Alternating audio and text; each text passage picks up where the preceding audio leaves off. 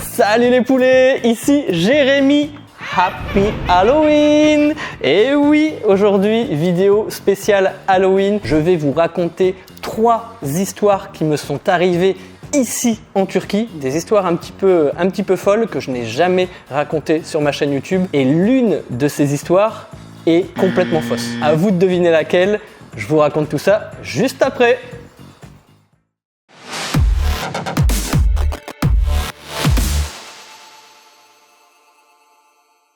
Comme je vous le disais dans l'intro, je vais vous raconter 3 petites histoires qui me sont arrivées ici en Turquie, des petites anecdotes que je n'ai jamais dévoilées auparavant. Mais avant de vous raconter ces histoires, n'oubliez pas de mettre un pouce gris en l'air, c'est gratuit, ça me fait vachement plaisir et ça montre que vous appréciez mes vidéos et que vous me montrez votre soutien tout simplement pour continuer à vous faire partager ma vie d'expatrié français ici en Turquie. Donc n'hésitez pas, le petit pouce gris en l'air, à vous abonner à la chaîne si ce n'est pas déjà fait. Et là maintenant, je commence avec la première histoire. Donc ça s'est passé ici à Istanbul, dans le quartier de Kadıköy, là où je vis. Si vous me suivez, vous savez que voilà, j'ai mon appartement qui se situe dans la partie asiatique d'Istanbul, parce qu'Istanbul est divisé en deux. Il y a le Bosphore, il y a la partie Asie et la partie européenne. Et donc moi je réside dans la partie Asie. Et donc il y a un quartier qui s'appelle Kadıköy où il y a beaucoup de restaurants. C'est vraiment en bord de mer et notamment un restaurant où je suis allé. J'étais accompagné d'une amie et on allait simplement manger. Donc on se balade dans les rues.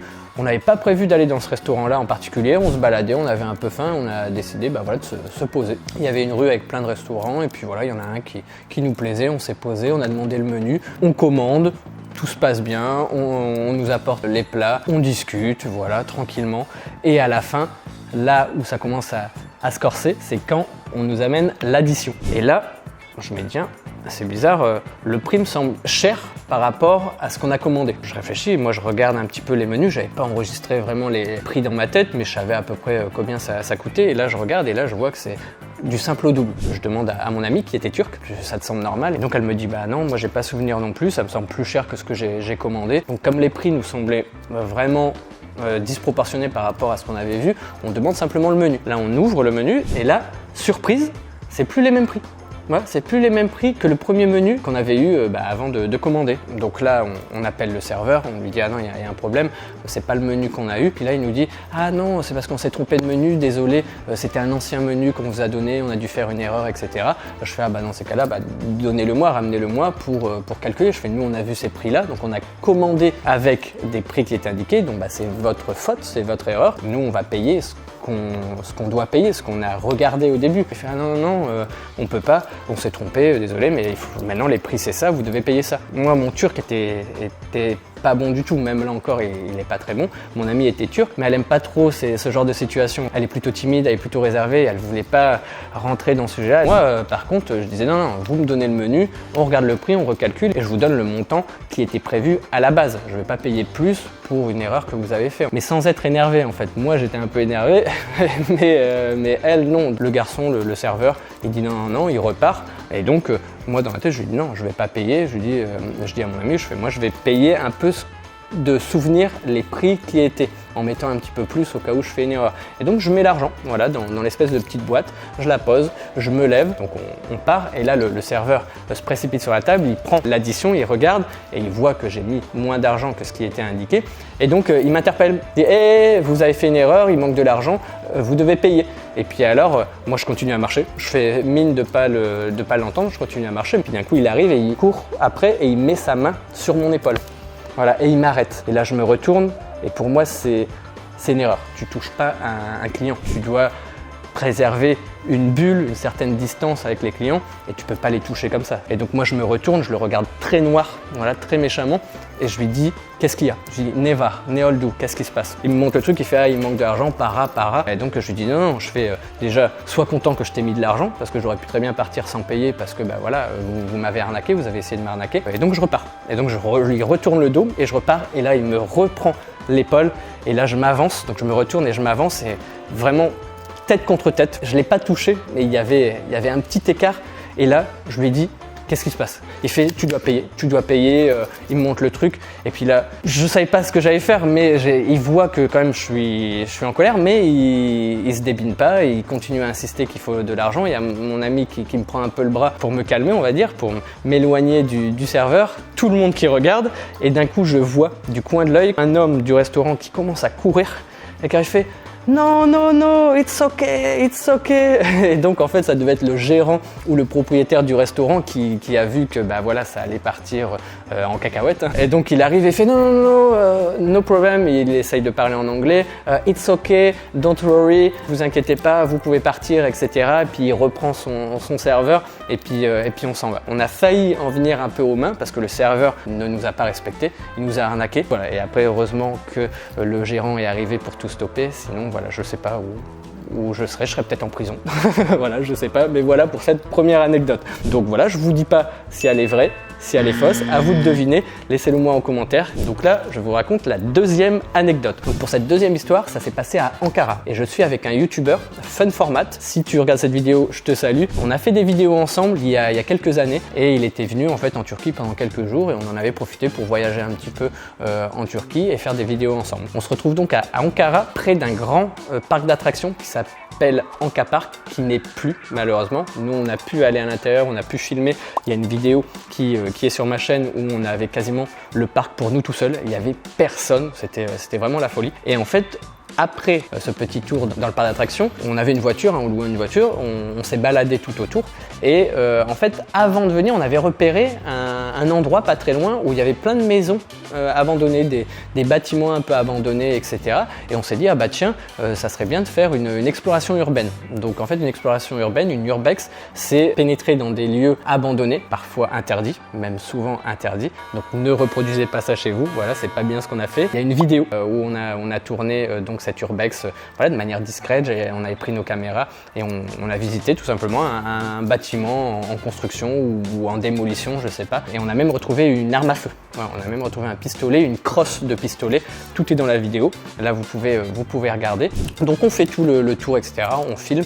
À la fin, on s'en va, on finit la vidéo. Et après, donc, on éteint les caméras. Et là, en fait, à la fin de la vidéo, vous voyez, on entrevoit un homme qui fait le ménage ou je sais pas, mais en tout cas, il est là pour surveiller. Peut-être c'est pas un gardien, mais on voyait qu'il nettoyait un petit peu à l'extérieur du bâtiment et on n'a pas voulu se faire voir. Et donc, on était parti par un autre accès où il y avait plein de terre, plein de parpaings, même des fils barbelés. Vraiment pas un bon chemin, mais on a voulu passer, on a fait vraiment attention. Et à la fin, on éteint les caméras et là, la personne nous voit, donc c'est pas filmé, c'est pour ça que j'ai pas pu le mettre dans la vidéo. La personne nous voit et nous interpelle. Elle parlait que turc, elle parlait pas du tout anglais. Moi mon turc était très mauvais et donc en gros il a dit ah, vous n'avez pas le droit, c'est interdit. Il y a ça, qu'est-ce que vous faites, etc. Et moi j'avais ma caméra, ma GoPro qui était dans la poche. Petit détail important pour la suite. Et donc on discute, etc. Et d'un coup il commence à appeler au téléphone, mais nous on savait pas trop ce qu'il voulait. Et d'un coup il y a deux autres hommes qui arrivent au loin, toujours habillés normalement. C'est pas des gardiens, c'est pas des agents de sécurité, etc. Et donc les deux hommes arrivent, nous on est là, on attend hein, simplement, on leur dit ah désolé, voilà, on a juste voulu regarder, etc. On s'en va, il n'y a pas de souci. Mais eux ils insistent et ils nous disent non, vous restez là. Et d'un coup il y en a un, il voit ma caméra en fait qui est dans ma poche à l'arrière. Et puis il fait qu'est-ce que c'est caméra? Et caméra c'est le même nom. Et donc je fais oui, on fait des vidéos, etc. Mais on n'a pas filmé. Avec Matt, on n'est pas très serein, on se demande ce qu'ils vont faire parce que si c'était des gens de la sécurité, on se serait dit bon bah ok tant pis, on s'est fait voir, mais là c'était des gens voilà, normaux entre guillemets, ils étaient en civil, on savait pas trop ce qu'ils voulaient, est-ce qu'ils vivaient là, est-ce qu'ils squattaient là, et il y a un homme qui s'approche à côté de moi et puis là qui essaye de prendre ma caméra, et donc bah, je le repousse, et là on est dans une autre ambiance, on n'est plus en train de discuter, etc. Il commence vraiment à s'approcher de moi. Il y a Matt aussi qui dit oh là qu'est-ce qui se passe, on commence à en venir aux mains, donc c'est pas top, et donc on se regarde et on se dit ah là c'est pas terrible. Et à un moment donné, il y en a un qui dit police. Et donc on fait OK. À un moment donné, on fait OK, vous pouvez appeler la police. On préférait être avec la police et à la rigueur voilà, devoir effacer les images, mais pas se retrouver voilà, en confrontation directe avec eux. En plus, c'était vraiment un endroit isolé. Hein. La voiture, on l'avait pas garée tout près spécialement pour pas qu'on se fasse repérer, donc c'était un petit peu plus loin.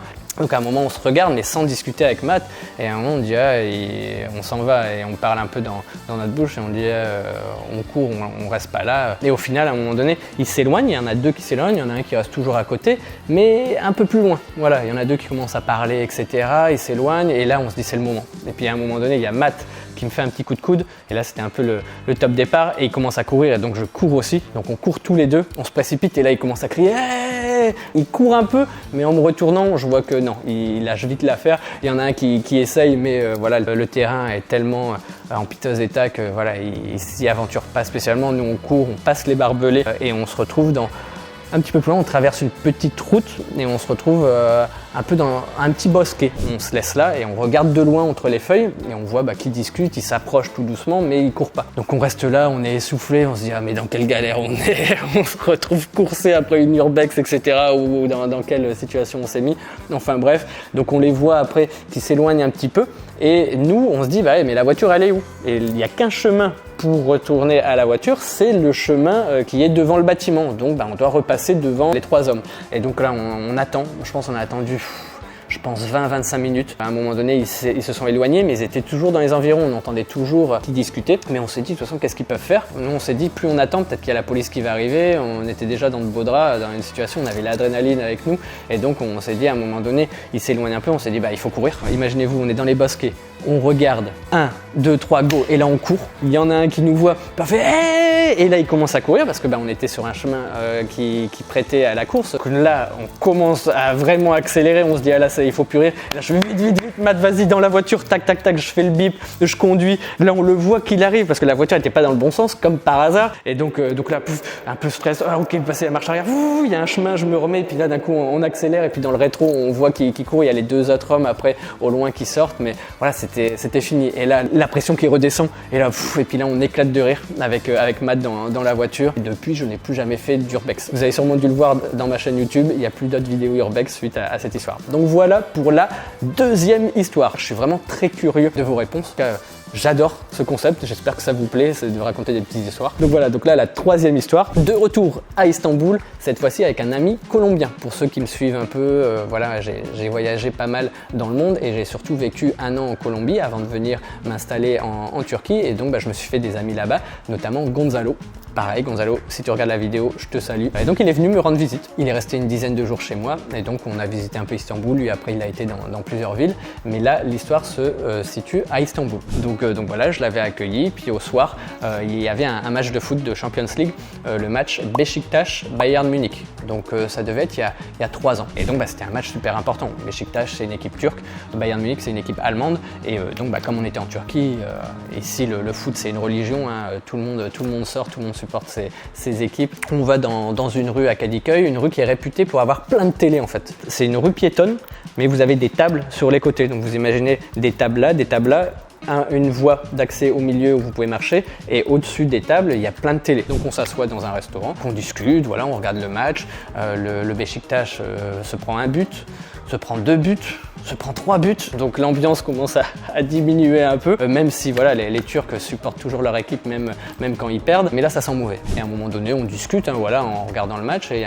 il y a mon ami colombien qui me demande ah oui au fait Jérémy, le soir etc, est-ce que ça craint pas trop à Istanbul, est-ce qu'on peut se balader en sécurité, voilà, sans avoir peur de se faire agresser etc. Et je lui dis non, franchement à Istanbul c'est top, j'ai jamais eu de problème, même en me baladant à 1h, 2h, 3h du matin, il n'y a pas de souci. En fait, il me posait la question parce que pour avoir vécu à Bogota, c'est pas très safe en fait. C'était un sujet de discussion comme ça. Et après, on continue à regarder le match, ça se déroule, et 10 minutes, un quart d'heure grand maximum, après on entend un grand bruit de glace brisée tout près de nous. Mais voilà, on se retourne et en fait on voit un homme avec une bouteille cassée. En fait l'homme avait explosé une bouteille de raki. Le raki c'est l'alcool local turc. Il avait explosé une bouteille de raki contre la table et donc il avait plus que voilà, une extrémité avec les pics, hein, voilà, la glace brisée dans la main. Et il commence à s'approcher de quelqu'un qui passait dans la rue. En me retournant, je vois qu'il y a ses amis ou les personnes à la table qui commencent à l'entourer et à le retenir. Voilà. Et l'homme, il était vraiment en train de... Voilà, il voulait vraiment tuer ou blesser la personne, ouais, limite la tuer, voilà, avec vraiment la bouteille de raki, voilà, brisée. Et l'homme, je me souviens encore, il y avait les deux hommes qui se faisaient entre guillemets agresser. Bon, ils étaient en pleine détente, voilà, limite ils rigolaient, puis après ils ont continué leur chemin, et puis l'homme il était tout excité, etc. Il y a ses amis qui l'empêchaient d'aller se battre, quoi, qui essayaient de le calmer. Et donc, juste après lui avoir dit « Ah non, j'ai jamais assisté à de bagarre à Istanbul, c'est safe, tu peux te balader comme tu veux », et ben voilà un homme qui essaye d'agresser quelqu'un avec une bouteille cassée. Et là je me dis « Ah mais c'est pas possible, voilà, il n'y a pas de coïncidence, il n'y a pas de hasard. » Ce qu'on appelle c'est le nazar, quoi, c'est le mauvais œil. Et donc voilà, donc je dis « Mais c'est un truc de fou, j'ai jamais vu ça ». Et là il suffit que je dise que bah, tout est safe, que la Turquie elle est vraiment calme, qu'il n'y a pas de bagarre, pour que bah, voilà, il y a une bagarre qui se passe à vraiment littéralement 10-15 mètres de nous, quoi, au restaurant juste en face. Et donc après j'ai essayé de demander ce qui s'était passé. Et en fait les deux hommes qui se baladaient, qui marchaient, c'était des Allemands. Donc ils supportaient le Bayern Munich. Et en fait le score final, je pense que c'était 5-0 ou 5-1. Et donc les deux Allemands ont charrié l'homme qui était au restaurant, qui avait un maillot du Beşiktaş, donc le fameux maillot noir et blanc. Ils ont fait un petit pic et l'homme, comme il était un petit peu alcoolisé, son équipe perdait. Il a super mal réagi, il a réagi au quart de tour, il a cassé la bouteille et il a voulu aller les planter, quoi, voilà, tout simplement. Donc voilà pour l'histoire. Donc comme quoi, voilà, les supporters de foot, faut pas les embêter. Donc voilà, surtout quand ils sont un peu alcoolisés. Et donc voilà pour cette troisième et dernière anecdote. Maintenant, à vous de me dire quelle histoire est fausse selon vous. Laissez-le moi dans les commentaires, je suis impatient de voir vos commentaires. En tout cas, j'espère que ce nouveau genre de vidéo vous a plu. Si c'est le cas, n'hésitez pas à mettre le pouce bleu en l'air, à vous abonner à la chaîne YouTube, à activer la petite cloche pour recevoir des notifications à chaque fois que je publierai une nouvelle vidéo, et aussi à me suivre sur mes réseaux sociaux. Instagram, TikTok, voilà, je publie du contenu régulièrement, différent de celui de YouTube, toujours sur ma vie d'expatrié français à Istanbul. Encore une nouvelle fois, un joyeux Halloween à vous tous, profitez bien, j'espère que vous allez avoir plein de bonbons. Si vous allez dans les rues pour demander des bonbons autour de chez vous, profitez bien, et puis je vous souhaite une bonne journée, une bonne soirée, un bon week-end en fonction de quand vous regardez la vidéo, et je vous dis tchuss les poulets, Happy Halloween.